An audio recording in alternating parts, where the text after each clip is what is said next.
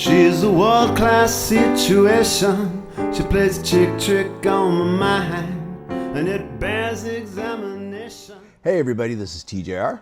This is Superfan. And about, a year ago maybe it was? Yeah. We went to London. And maybe we should have talked about it more here on the channel, but we December didn't. of 2023, actually. It Okay. would have been early. We went to London.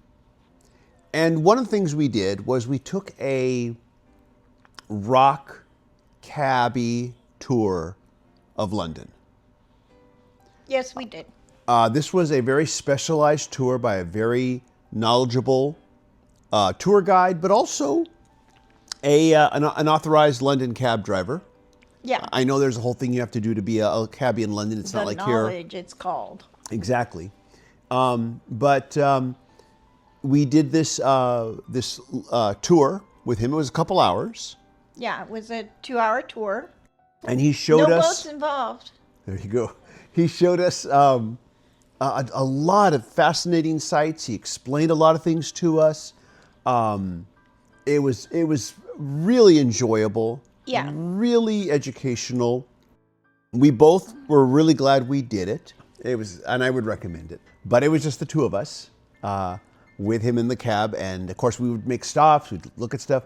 But to get to the point of this video here, we got to see the building where the Beatles did their final live performance. Yeah. Which of course you've seen in the film Let It Be, and in, of course, the new Disney Plus docuseries Get Back. This is, of course, the rooftop of what was the old Apple headquarters. And at the time, we took a look at it, we took pictures, he talked about it. At the time, that building was empty. Yes.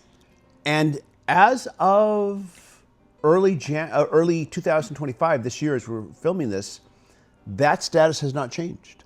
No, it hasn't. It is still empty. And we were talking about this, you and I, and suddenly you brought up something that I'm like, oh my gosh, talk about a face palm, slapping your, palm of your hand against your head and saying, why hasn't anybody done this? Is you kind of pointed out the obvious. Why doesn't anybody take this location, this historic location, empty, that is empty, and turn it into a Beatles museum? Think about that for just a moment here. I have to wonder, does Apple Corps, the Beatles, does their company, do they own that building still? I don't know that they ever did, to be honest. Yeah. And, why isn't this turned into a Beatles museum? Now, they may have rented that location. Yeah, it's possible. It is, yeah. I get that area has a history. It's Savile Row. That's the area that was known, you may have heard the road Savile, the finest clothes from Savile Road. Well, that's where all the tailors were. Okay. And, the high society would go there to have their suits. Oh, have their clothes made. tailored, yeah. Okay. And it just seems like such an obvious thing. Now, roughly close to 20 years ago, we visited Liverpool. And we have not been there since. And we didn't go there on this last trip. We only went to London.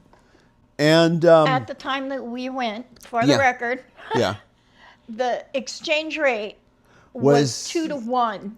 So the exchange rate at that time was 2 to 1. Yeah. Everything was costing us twice as much.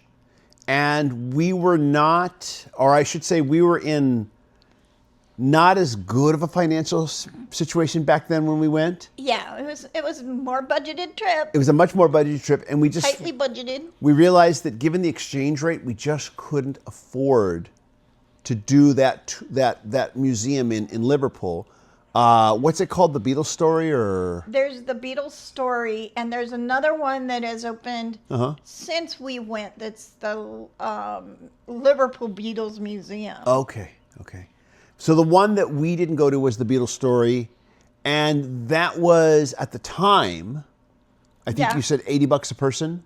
Well, with the exchange rate, it would have been. Yeah. It would have cost us. Well, no, it would have been $80 for both of us. For both of us. Okay. But that was a lot. But with the exchange rate, that would have been twice as much. No, that was with the exchange Oh, rate. okay. It would have been So $20. $40 a piece. So it was 20 pounds. 20 pounds, so 40 US dollars. 40 US dollars each. Yeah. And at the time, we just couldn't afford that. It was a much more budgeted trip. Today, that wouldn't be so bad for us. We could do it. We could do it, yeah. But back then we couldn't, so we just didn't do it. You can, of course, through the National Trust, visit the homes of Lennon and McCartney. I mean, I guess you could visit them anyways, but you can't go inside. But through the National Trust, you can actually visit those. I have no idea if they charge for those, I'm assuming. Of course. Okay, yeah. I would assume they would.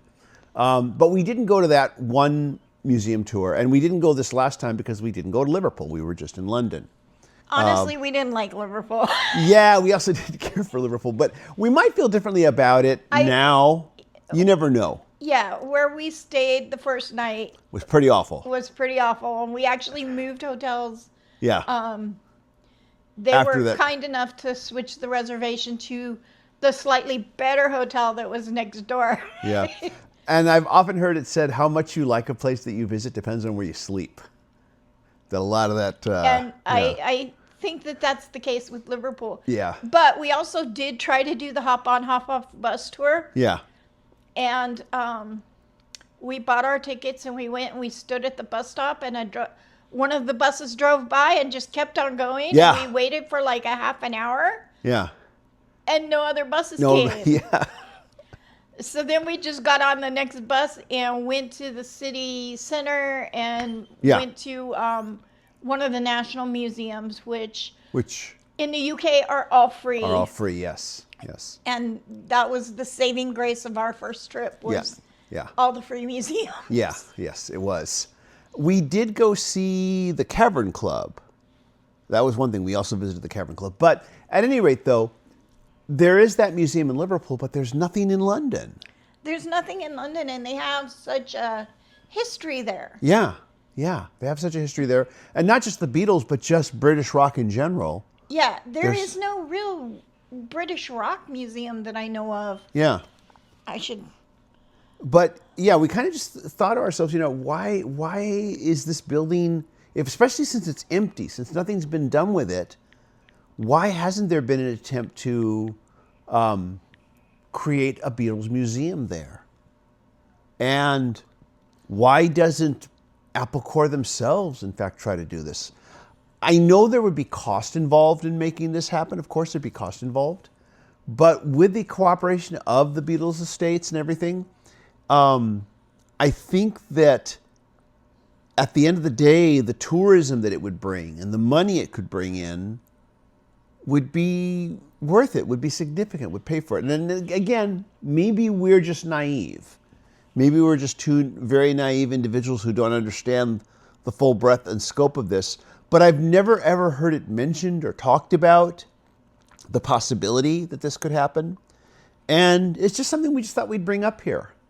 And maybe anybody watching in the UK might know more about this than we do and might be able to shed some light on this. If you can, please let us know if you know anything about this or if you have any experience in this industry. But we just started talking about thinking, well, why isn't anybody doing this? It seems so obvious to have a Beatles museum in the building where they gave the Rooftop performance, in the building that was once the headquarters of their company. And anyways, though. Yeah, we definitely, it makes no sense. Yeah. What do you think? I mean, what do you think? Wouldn't you go if it was there? I mean, I know that the next time if we would go. Yeah, we'd go back to London again to go see that, among other things. And I think we actually had that conversation with our cab driver, Steve. Uh-huh.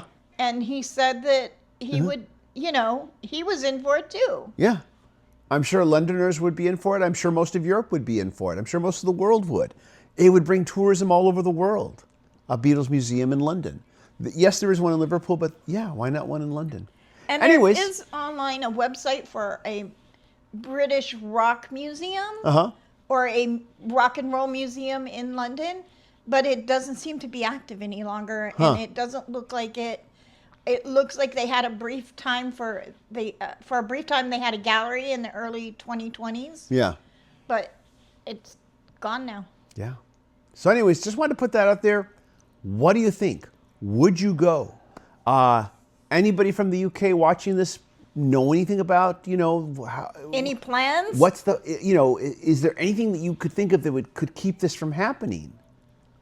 Anyways, I know it's crazy, but we just thought we'd just put this out here. You never know who might be listening. We'd go. I have a pretty good feeling most of you would. Hey, Paul. Hey, Yeah. Ringo. Hey, Paul. Ringo. Get on it. Yeah. Get on it, bro. Anyways, though, that's all for now. We'll see you in the next video. As always, if you like these videos, be sure to hit like, hit subscribe, hit the bell notification icon, and definitely share this one out. So, get the word out there. Yeah, we're growing. We're trying to grow the channel. No, we want to see the museum open. Well, that too. We're trying to grow the channel too. Anyways, though, Support both causes. yeah, share your thoughts as always, and thank you, patron supporters. And we'll see you in the next video. Oh, and very soon you'll see some links for other videos that I posted that you might find interesting. Take care, everybody. Bye-bye. Bye.